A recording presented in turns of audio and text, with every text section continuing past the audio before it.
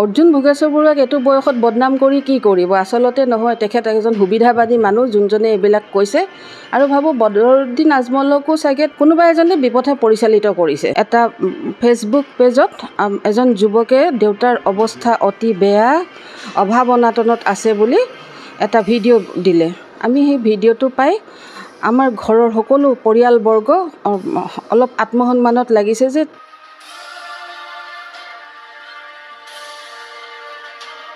একো নজনা নুশুনাকৈ দেউতাৰ বিষয়ে আমি শুনিছোঁ যে তেখেতে অলপ পইচাও উঠালে, কিন্তু সেইবিলাক কৰিব নালাগিছিলে। এনেকুৱা সময়ত তেওঁ দেউতাৰ বিষয়ে একো নাজানে। এবাৰ গৈ ঘৰত যদি গৈ আহিলে হয়, চাই আহিলে হয়, তেতিয়া দেউতাৰ অনুমতি ল'লে হয়, তেতিয়া বেলেগ কথা আছিলে। তেখেত এজন ডিমেনচিয়াৰ পেচেণ্ট হয়। তেখেতে একো নাজানে, কি কৈ আছে কি নকৈছে। এতিয়া তেখেত অসুস্থ সম্পূৰ্ণ।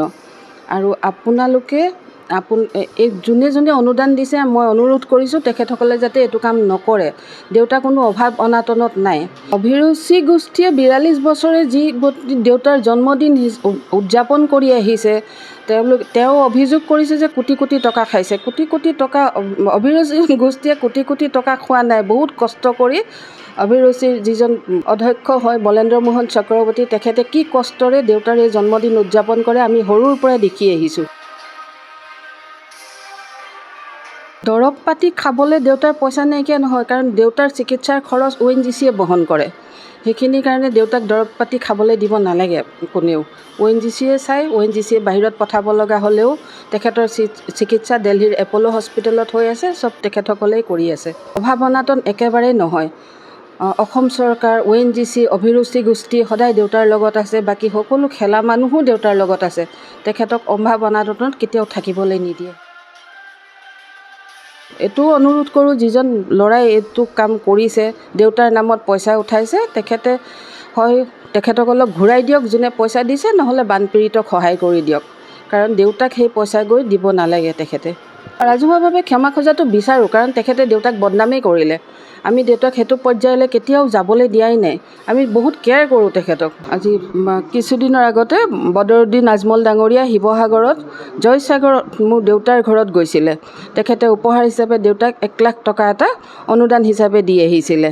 কিন্তু তাৰ কিছুদিনৰ পিছতেই ট্ৰাষ্ট এনি নামৰ এটা ফেচবুক পেজত এজন যুৱকে দেউতাৰ অৱস্থা অতি বেয়া, অভাৱ অনাটনত আছে বুলি এটা ভিডিঅ' দিলে। আমি সেই ভিডিঅ'টো পাই আমাৰ ঘৰৰ সকলো পৰিয়ালবৰ্গ অলপ আত্মসন্মানত লাগিছে যে তেখেতে কৈছে তেখেত অলপ ভোকত আছে, অভাৱ অনাটনত আছে, কিন্তু সেইটো নহয়। তেখেতে একো নজনা নুশুনাকৈ দেউতাৰ বিষয়ে আমি শুনিছোঁ যে তেখেতে অলপ পইচাও উঠালে, কিন্তু সেইবিলাক কৰিব নালাগিছিলে। এনেকুৱা সময়ত তেওঁ দেউতাৰ বিষয়ে একো নাজানে। এবাৰ গৈ ঘৰত যদি গৈ আহিলে হয়, চাই আহিলে হয়, তেতিয়া দেউতাৰ অনুমতি ল'লে হয়, তেতিয়া বেলেগ কথা আছিলে। তেখেত এজন ডিমেনচিয়াৰ পেচেণ্ট হয়। তেখেতে একো নাজানে, কি কৈ আছে কি নকৈছে। এতিয়া তেখেত অসুস্থ সম্পূৰ্ণ। আৰু আপোনালোকে এই যোনে অনুদান দিছে, মই অনুৰোধ কৰিছোঁ তেখেতসকলে যাতে এইটো কাম নকৰে। দেউতা কোনো অভাৱ অনাটনত নাই। ছোৱালী হিচাপে মই কৈছোঁ, তেখেতৰ ছোৱালী হিচাপে মই কৈছোঁ, আমি দেউতাক খুব ধুনীয়াকৈ চাই আছোঁ। আমি দুটা ল'ৰা ছোৱালীয়ে দেউতাক একেবাৰে এৰি নিদিওঁ।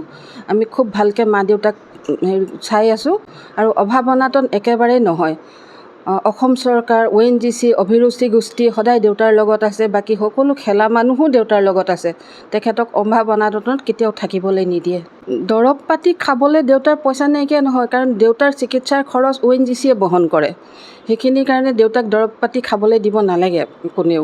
ONGCয়ে চাই, ONGCয়ে বাহিৰত পঠাব লগা হ'লেও তেখেতৰ চিকিৎসা দিল্লীৰ এপ'ল' হস্পিটেলত হৈ আছে, চব তেখেতসকলেই কৰি আছে। তেখেতে স্বীকাৰ কৰিছে যে তেখেতে উপহাৰ হিচাপে দিছে, প্ৰথমবাৰ ভোগেশ্বৰ বৰুৱাক লগ পোৱা বুলি কৈছে। আমিও সেইটোহে শুনিছোঁ। আৰু বদৰুদ্দিন আজমল চাহাবে কি কৈছে আমি আৰু বাকী কোনে তেখেতক কি কৈছে আমি নাজানো। অভিৰুচি গোষ্ঠীয়ে 42 বছৰে যি দেউতাৰ জন্মদিন উদযাপন কৰি আহিছে, তেওঁ অভিযোগ কৰিছে যে কোটি কোটি টকা খাইছে। কোটি কোটি টকা অভিৰুচি গোষ্ঠীয়ে কোটি কোটি টকা খোৱা নাই। বহুত কষ্ট কৰি অভিৰুচিৰ যিজন অধ্যক্ষ হয় বলেন্দ্ৰ মোহন চক্ৰৱৰ্তী, তেখেতে কি কষ্টৰে দেউতাৰ এই জন্মদিন উদযাপন কৰে আমি সৰুৰ পৰাই দেখি আহিছোঁ। গতিকে তেনেকুৱা ধৰণৰ কোনো লগাব নালাগে যে কোটি টকা খাই আছে। আমি এতিয়াও তেখেতক জানো, তেখেতৰ লগত এটা ঘৰুৱা সম্বন্ধ আছে আমাৰ।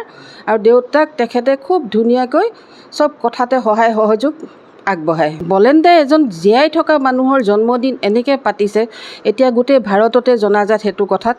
গতিকে তেখেতৰ নামত বলেন্দ্ৰ মোহন চক্ৰৱৰ্তীয়ে এইটো চৰকাৰী হৈ পতা নাই, ব্যক্তিগতভাৱে আৰম্ভ কৰিছিলে আৰু তেখেতৰ নেতৃত্বত অনুষ্ঠিত হৈছিলে অভিৰুচি ক্ৰীড়া দিৱসটো। এইটো চৰকাৰীভাৱে কৰা নাই আৰু বৰ্তমানেও কৰা নাই, এতিয়ালৈকে বলেন দাই নিজেই কৰি আছে। গতিকে ইয়াত আৰু বেলেগকৈ ক'ব লগা একো নাই। তেওঁ কৈ আছে যে তেওঁ চৰকাৰীভাৱে অভিৰুচি ক্ৰীড়া দিৱসটো পাতে, কিন্তু তেওঁ সম্পূৰ্ণ এজন অজ্ঞ মানুহ। বদনাম অৰ্জুন ভোগেশ্বৰ বৰুৱাক এইটো বয়সত বদনাম কৰি কি কৰিব? আচলতে নহয়, তেখেত এজন সুবিধাবাদী মানুহ যোনজনে এইবিলাক কৈছে। আৰু ভাবোঁ বদৰুদ্দিন আজমলকো চাগে কোনোবা এজনে বিপথে পৰিচালিত কৰিছে। 20-25জন মানুহ 10 মিনিট থাকিয়ে যদি গুচি আহে, দুজন বয়সস্থ মানুহ আছে আৰু এটা ভাইটি আছে এদিনাখন ঘৰত, তাৰ পানী বাদে আৰু কি দিব? পানীটো দিছে, তাৰ বাদে তেওঁলোকেতো নাখাওঁ বুলি ক'লে। আমাৰ ঘৰত মানে খাবলৈ কোনো হেৰি কৰিব নালাগে, দেউতাই নোখোৱাকৈ কাকো নপঠায়, কিন্তু তেওঁলোক নাই ৰখা তাতে খাবৰ কাৰণে। আমাৰ ঘৰৰ ভিতৰত সোমোৱা নাই, কিন্তু আমাৰ চাৰিওকাষে পানী।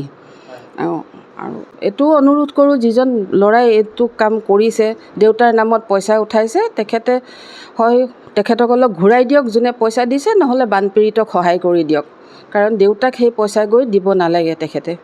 আমাৰ সেইটো কথাত আত্মসন্মানত লাগিছে। আমি যুৱকজনক অনুৰোধ কৰোঁ, অতি শীঘ্ৰে তেওঁ যাতে স্পষ্টীকৰণ দিয়ে, যাতে তেওঁ ভোগেশ্বৰ বৰুৱাক তেওঁ চিনি নাপায়।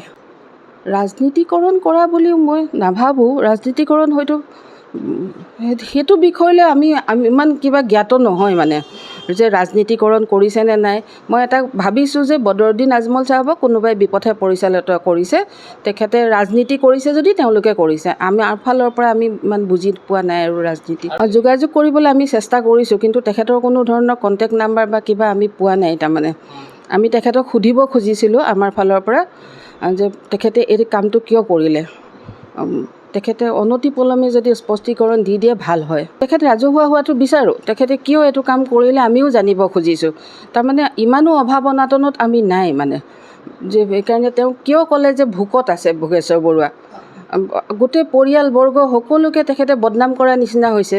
ৰাজহুৱাভাৱে ক্ষমা খোজাটো বিচাৰোঁ, কাৰণ তেখেতে দেউতাক বদনামেই কৰিলে। আমি দেউতাক সেইটো পৰ্যায়লৈ কেতিয়াও যাবলৈ দিয়াই নাই। আমি বহুত কেয়াৰ কৰোঁ তেখেতক।